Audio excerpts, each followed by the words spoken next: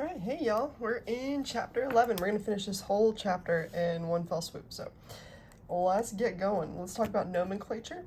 One of the things that allows us to do this very quickly is that a lot of things are very similar to other things you encountered, for example, with alkenes. So we're gonna be talking about alkynes in this chapter, and they're very similar, including naming. So when you go to name, you just want to make sure you're giving the triple bond the lower number. We're gonna go 1, 2, 3, 4, 5, 6, 7, 8. And then at the 3, we've got the triple bond. We're going to call that an ine. So that's going to be some kind of 3-ine. And then again, we have 8, so it's an oct, 3-ine. And then we need to pay attention to the fact that at number 6, we had 2 methyl groups. So it would be 6, 6, di, methyl, oct, 3-ine. So very similar to octenes, very similar to alkenes. And you can just kind of go back and look at that naming if you need to for more information if you need it. All right, alkynes can be prepared via elimination reactions, very much like alkynes can be prepared via elimination, much like alkenes can. So for example, you can take something that has a chlorine on it, right, react it with a strong base, and you're going to get an alkene. But when you do it with 2 bases, and you have 2 chlorines, you'll get an alkyne. All right, same thing here. Here we've got a bulky base. If we take a bulky base on a primary, secondary, tertiary carbon, we're going to end up getting an E2 reaction. In this case, because there were 2 of them, we'll get 2 reactions occurring. So very similar to alkenes. Remember, if we did an alkene, we would have just gotten a double bond with a chlorine on it left over, and then when you do it one more time with the second, that's why you get the tertiary, or the triple bond. All right, so here, let's go ahead and predict how we would go from this to this. In order to go from something with a double bond to something with a triple bond, let's first think about adding some kind of halogen to either side. In order to add a halogen to either side, we know that we just need to react it with like an X2, or let's say Br2. Because if we do Br2, then we pretty much get what we had up here. If you remember, Markovnikov's rule means it will add to the more substituted carbons. And once we have this, now we can go ahead and create this. And we know we just need to do that via 2 equivalents of either a bulky base and maybe some kind of polar product solvent, or just a stronger base in general. So some kind of base to grab the hydrogens nearby. If you guys remember, we would say that this is our alpha, and that would be our alpha carbon. And we had an alpha carbon and a beta carbon, just to kind of remind you about E2 reactions. Anyways, the long and short of it is, if we add, and I'm going to avoid doing mechanism too much, some kind of base, it will grab one of these hydrogens, the hydrogen will go down and that will come off. That was an E2 reaction, and it'll occur again if you have 2 equivalents. So you can write the 2 equivalents underneath the arrow if you want. And that is how we would end up with this. Okay, you could have also used a bulky base, just like it's written right there. Okay, we're going to go through and look at essentially 5 reactions today. The first 4 are listed for us. Get a new pen. We got 1, 2, 3, 4, and then this one is 5. So in the first reaction, we'll look at adding HX to alkynes. In the second one, we'll add X2 to alkynes. In the third one, we'll add water to alkynes.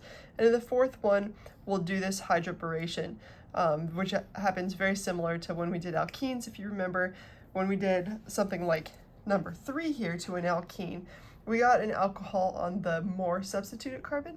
And when we did the boration, we got an alcohol on the less substituted carbon. And this will still remain. in play. Even though you see a ketone here, we'll talk about how it goes from an alcohol to a ketone. All right, another interesting thing is if you have a base, a strong enough base, particularly NH2 negative or some kind of hydride, H negative, it can actually grab this hydrogen here, and then that bond can go onto this carbon, creating an acetylide anion. This is actually a really strong nucleophile. So it can go on and do like an SN2 reaction, for example, or it can even be part of an E2, it can act as a base, etc. So, so we treat this kind of just like a regular old strong nucleophile.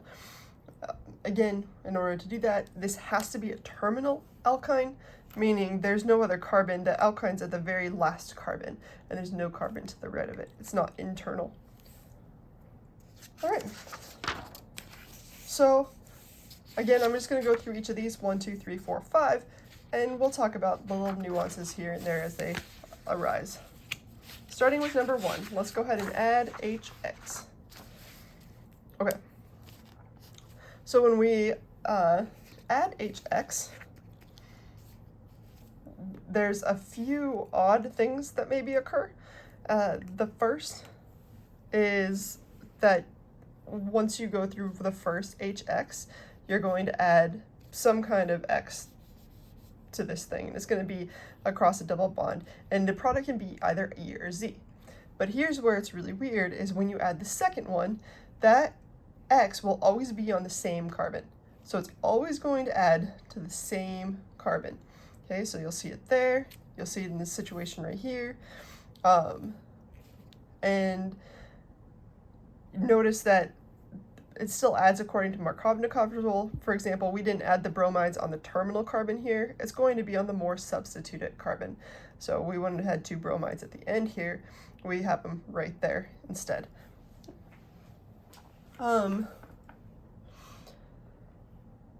If you add just one equivalent, hopefully that makes sense, you're going to get this vinyl chloride, which is going to be a terminal double bond here with the chlorine there. And again, if we did it one more time, we'd have one more chlorine there. And we'll talk about how that works. Right now, maybe? Right now. We're moving along. Okay, so with but-1-ine, this should have said react and should have been capital. Hopefully I fixed that for yours. React but-1-ine with 2 equivalents of HBr. So but-1-ine would be like this. So if we're labeling, if this is 1, 2, 3, 4, on the first one we had this triple bond. And I asked you to do it with 2 equivalents of HBr. Let's do one at a time and see what happens. Okay, so for this first one, the double bond is going to, or the triple bond is going to grab an H, just like we've already done, and that Br will become Br negative. The question is, where will that cation go? And I hope you agree it's going to want to go on the more substituted carbon. That one right there. Meaning the H went over here to the end of this carbon, right? And in fact, we can even redraw this. I don't know about you, I really hate this flat stuff. So we can go over and redraw it like this, and the positive would be there. Now the bromide can come in, it sees it, it's got all these electrons around, it's negatively charged, it can come in and whoop, do that. Okay, now we've got a product we're kind of used to, but now we're going to react it one more time with HBr. Because we can. And same exact thing is going to happen. This is going to grab that, that's going to grab that.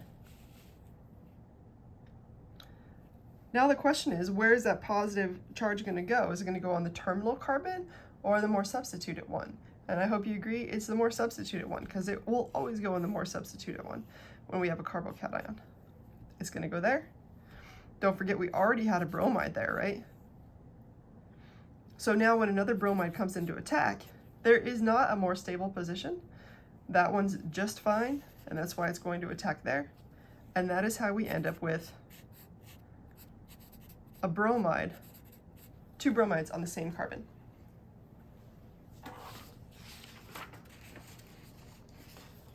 Okay, so the first one on the more substituted, the second one has to go on the exact same carbon.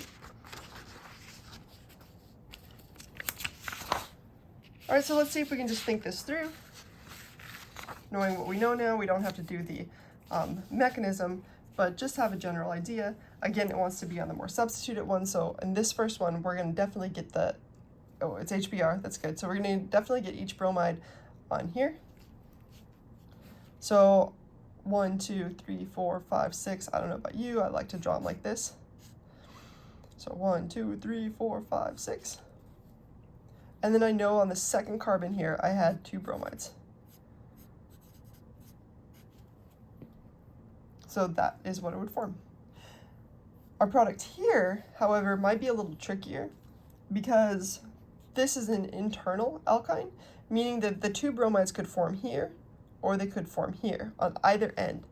And the answer is yes, both of them form. So if we have this, we can have a bromide here and here, and we'll also get the same thing with a bromide on this second to last carbon right here.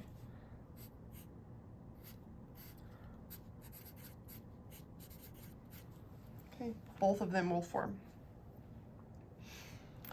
All right, so number 2, so that was the first one. We talked about adding HX. Now we'll talk about adding X2.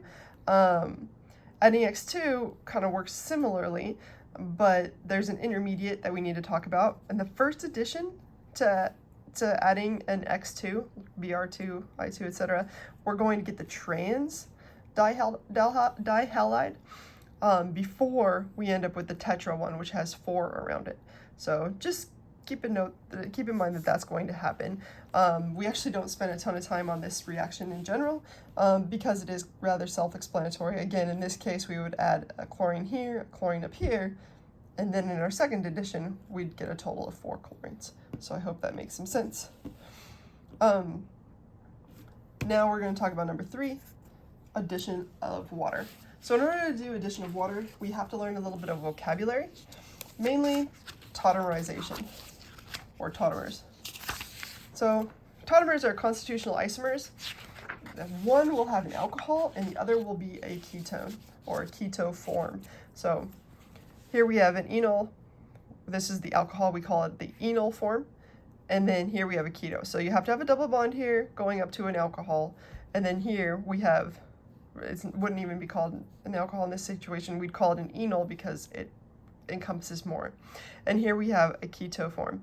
Notice that this is not a resonance, not resonance. This is an actual reaction occurring in an acid, as we'll learn, where the keto form is more stable. So first we'll form the enol, and then it'll go one more reaction through a series of steps to get to the keto form.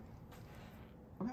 An enol tautomer again has the OH group bonded to a carbon to a double bonded to another carbon, and the keto is a carbon double bond oxygen. So back to the addition of water. Remember where I said this is going to be our third reaction that we're going to talk about. We talked about addition of HX, we talked about addition of X2, now we're talking about water addition. It's a little bit different, okay? So water adds very similarly to alkenes, but it requires a strong acid or a mercury 2 catalyst. Many times it requires both, especially if it's a terminal. So for example, here we have a terminal alkyne, and that would require both mercury 2 and a strong acid, whereas if you have an internal one, it's going to just be a strong acid. Now notice it forms the enol, and then later goes on to form the keto or ketone, depending on the situation. I'm careful with saying keto because sometimes you'll form an aldehyde, and we want to not mix those two up. Okay, so again, if it's terminal,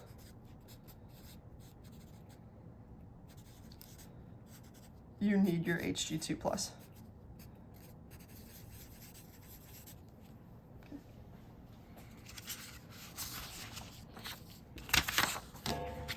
Okay, let's talk about tautomerization, because everything we just talked about with the addition of water required a strong acid. A strong acid will already be in your compound, or already be in your reaction. Okay, so this will just be a natural step after you've formed some kind of enol. So let's start with that. Let's start with the enol. So again, an enol would be, let's say we have this, would be a double bond, carbon to carbon double bond with an alcohol kind of sitting on top. This is what we would call an enol. Now I said this would happen in acid, meaning you've got H, and this would be a positive charge, okay? And very much like in the previous chapters with alkenes, this is going to reach out and it's going to grab that, and those bonds can go there. I shouldn't have drawn like that. And then when that reaches out, we're going to be left with a carbocation.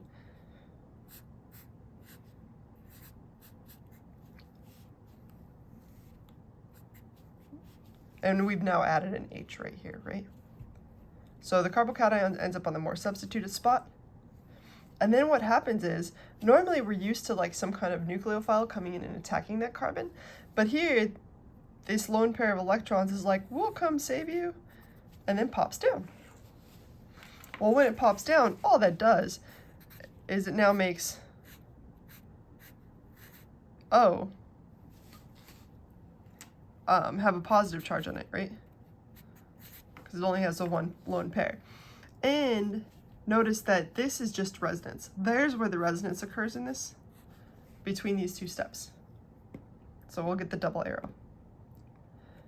All right, now to turn this thing into a full keto, the water that we had left over here can come back, grab that H, and those electrons can go there. And we now have this perfect little ketone. And we could draw the lone pairs if you want to. And this is what we would call, although this is a ketone, we'll just call it the keto form. All right, so this whole process is called tautomerization, going from an enol to a keto. And anytime you form an enol, when we're talking about alkynes, you're going to end up getting a keto at the end. Okay, let's do an example of that. Remember, the whole point of this was, I said this is reaction number 3, I think. I said we were adding water. Okay, so let's add some water. Let's go ahead and take an alkyne, which is what we're going to start with. The whole point of this chapter is. And let's react it with a strong acid. So again, we said you need a mercury addition if it's a terminal, but it's not, so we can just add a strong acid like H2SO4, anything that would produce an H3O+. So this is going to grab the H out of the H3O+. I guess I should have done something like this. Let's make that 2. Those can go up there. And you're going to get, switch to my favorite kind of writing here, drawing here.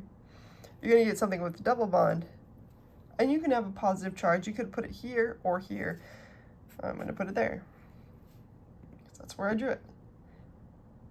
All right, now you have the water. This can come in.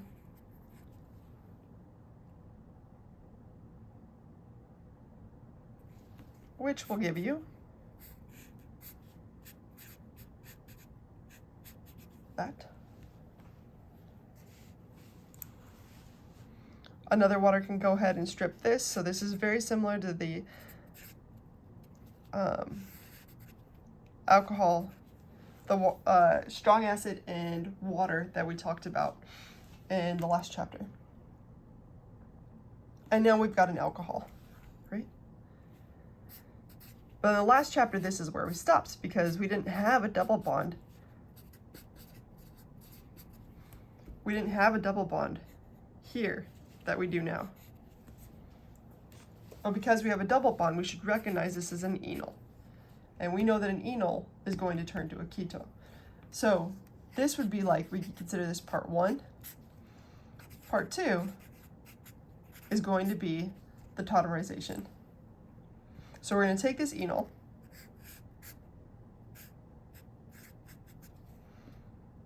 and now react it with the acid.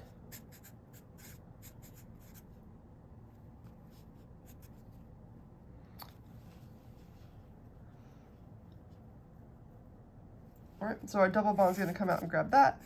That's going to go there. We're going to have a carbocation on the more substituted spot. Even though there's an alcohol there, we're still considering it more substituted. It's not tertiary, but it is more substituted.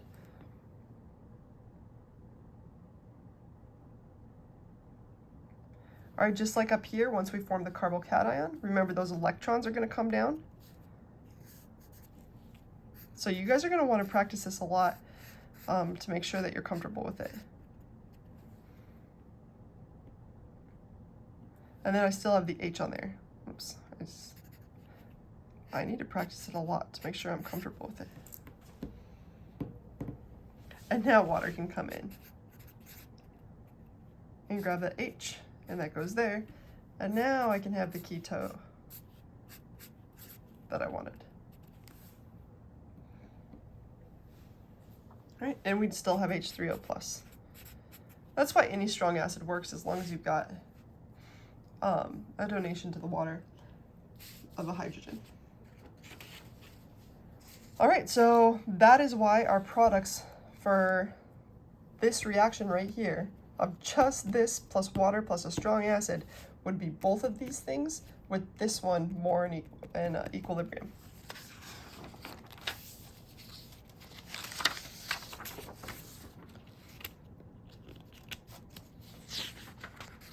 Right here it says draw the enol intermediate in the ketone product form. Okay. No worries, we know that with the enol intermediate we're going to have an alcohol that's going to be on the more substituted carbon. So if I draw this, this would be now a double bond and it'd have an alcohol there. And that would be in equilibrium, oh, more this way. We'll draw half arrow and half back. Then the keto form here. And that. And those would be your two products from this reaction right here.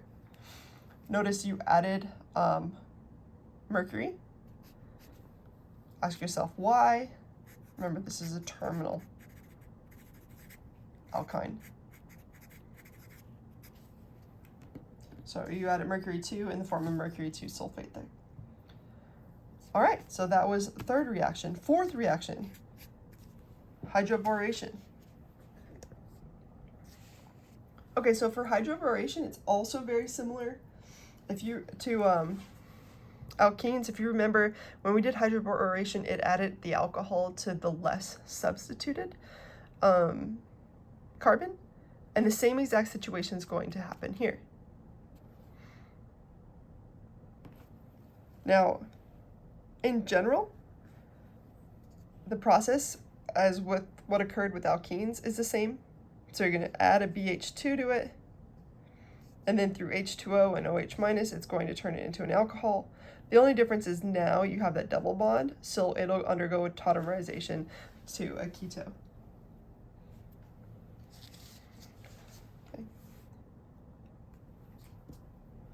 Okay, let's see what we can do.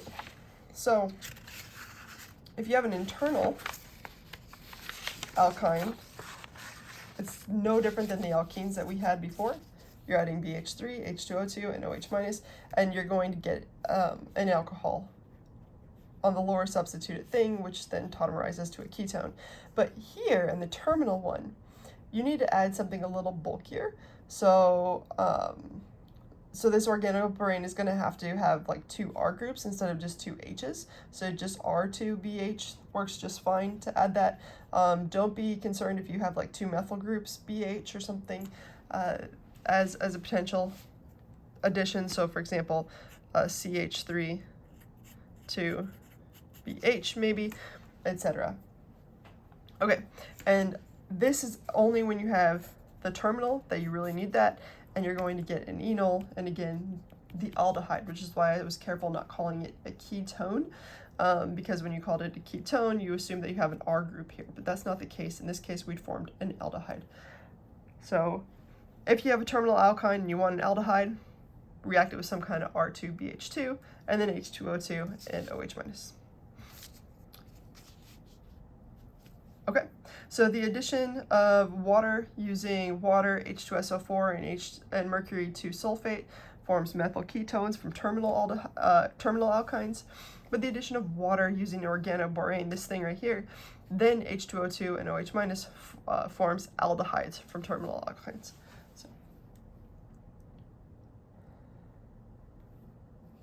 Okay,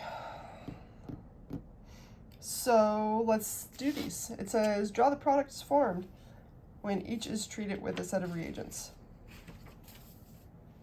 Okay, so we're starting off with this 1-butene, buta-1-ine. So if we have like 1, 2, 3, 4, that's right. And we're gonna react it, it says with A, with H2O, H2SO4, and mercury sulfate. That's good because we have a terminal. So H2O, a strong acid, and mercury sulfate. We know that this will react very similarly to when we had just water and a strong acid with alkenes. And you're going to get an alcohol on the more substituted carbon. But then you should be like, that doesn't look normal, right? It's not, it's an alkene or double bond right next to this alcohol. So we know that that would further undergo tautomerization to that. So these would be your products for this thing, for this reaction right here. And then if we take the same reactant and give it some kind of organoborane,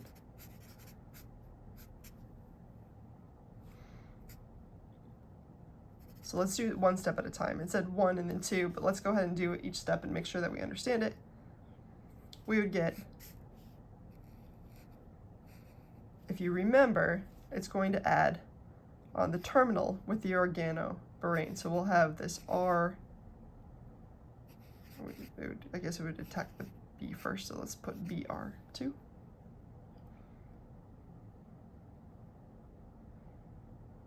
And then I could do the H2O2 and OH minus. Now in the last chapter I complained that there was no reaction mechanism for this. There still isn't. So we still are in the dark. We know not what goes on, but we know it's magic. And we get an alcohol. Again, you have an alcohol double bond. You know that this would form the aldehyde. And then you could put the oxygen, you could either put a double bond up here, or more likely, you're probably more used to seeing it down here. And then this right here would be a hydrogen, obviously, which I try to avoid a lot. All right, so that was reaction number 4. So we're moving on. So this one right here, by the way, was 3, and here we have 4. So we know 2 ways in which to form alcohols, enols, and then go to ketones. All right, our reaction number 5, last but not least, is acetylide anions. This is pretty cool if you think about it. So if you got a terminal alkyne, you can react it with a base and take off this H. Remember, it has a pKa of 25, so it's kind of okay with giving off an H. That's a lot less than an alkane, which was pKa of 50, right?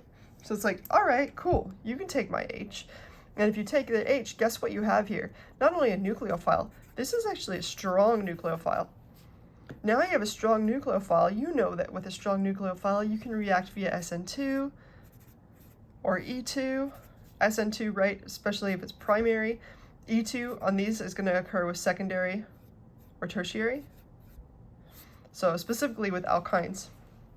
as your nucleophile, you'll encounter this set of parameters.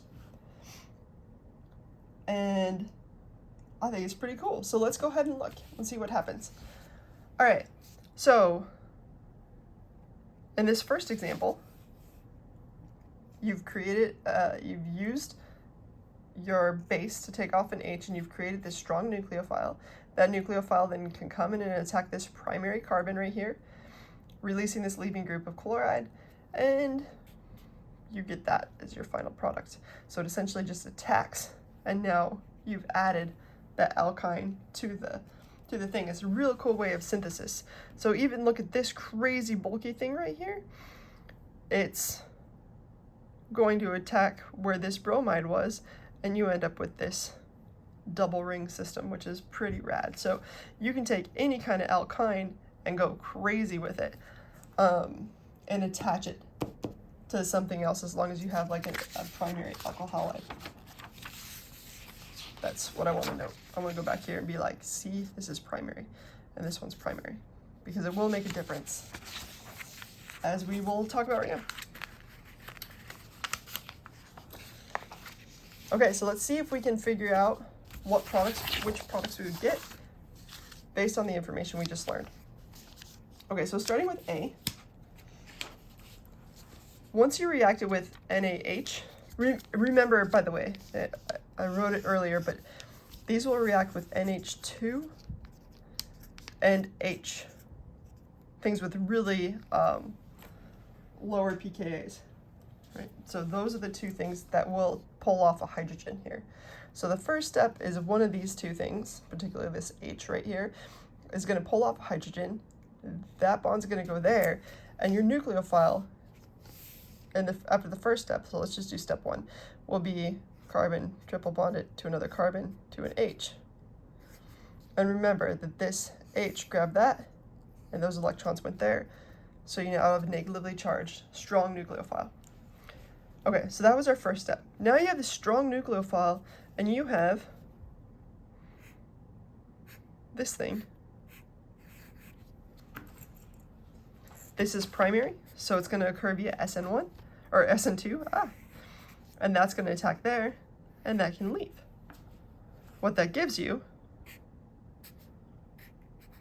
by the way, is this. I'll draw the H, even though I don't usually like drawing it. As you can see, this thing attached here. So we have a carbon, carbon, and then the H. You could also obviously draw it in a much better way, something like that if you want to, or you could have it flat, whatever you're feeling. Let's give ourselves a little space here. Okay, the main point being, you took a terminal alkyne, you made a nucleophile, and then you could attack a primary alkyl halide to get this as your product. All right, and the first one up here, again, you have a terminal alkyl halide, so the negative end is going to be right here. Once you run it through NaH. So in the first step, you'll get it'll be like this. And the second step, in this one, it's going to attack this because this is primary. So that will go up there, attack that. So your product here, you have this beautiful triple bonded thing. And then you'll have 2 carbons coming after it because this bromide was attached to 2 carbons. So this is your first reaction here. This second one, however, here you have tertiary. Do you remember I said secondary and tertiary will undergo E2? This thing is also pretty bulky to fit in there. But aside from bulk, it's more likely to take on hydrogen than it is to attack. So a tertiary one. So what we end up with is, just to remind you, this would be our alpha carbon. Either one of these are equivalent betas, so it doesn't really matter which one you choose. If that's our beta, choose it. And you'd get that plus this thing over here, which just picked up an H, by the way, from right there.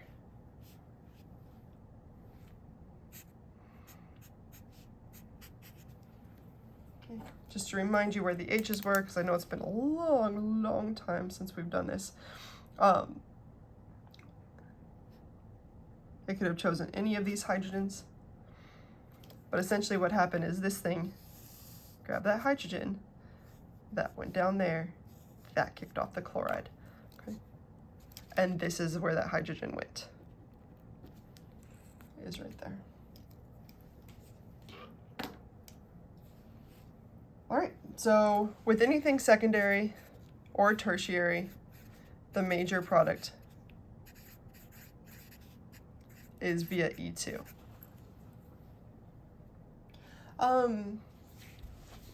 I think I want to go over one more thing. It's not in the notes, but it might be helpful. And that's just to talk about if you have those nucleophiles, if you have a terminal acetylide anion like this. So we've got this thing, right? You can also use this, because it is a strong nucleophile, to attack epoxides. So for example, if you react it with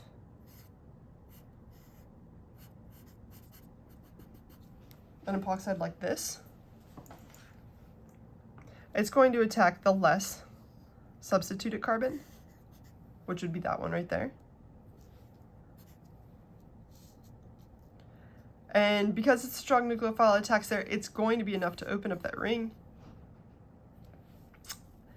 And you'll get something that looks like, let's see if we can draw it. So this is that carbon to that carbon to this carbon right here, which was attached to this carbon right here, which now has an O negative on it. And this business didn't change. These methyl groups still stayed the same. Looks like a fancy dog. All right. And then you're going to follow that up with like water or something like that for this to grab the hydrogen, and then it could be an alcohol. Just a normal alcohol, no double bond, enol.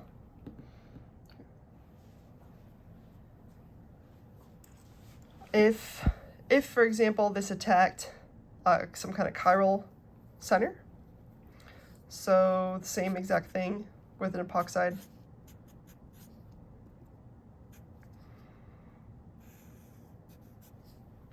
And it attacked, let's say, an epoxide like this.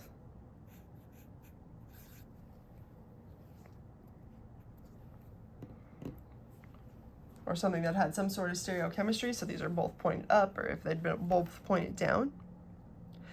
This can attack, it's going to be backside attack, but it could attack over here, or it could attack over here. So no matter what, it's going to attack either side. There's nothing making it attack one side or the other, so you'll get both products. Especially if you followed that up with, so if that's 1 and 2 is water, you'll get this, and then we'd have the triple bond to an H. You can draw the H if you want, if it might help you with the notes later. And then down here, we would of course have the alcohol. And you'd get the opposite.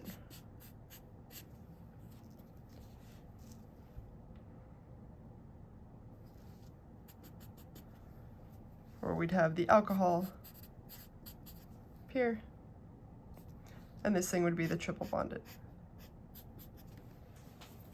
to an H.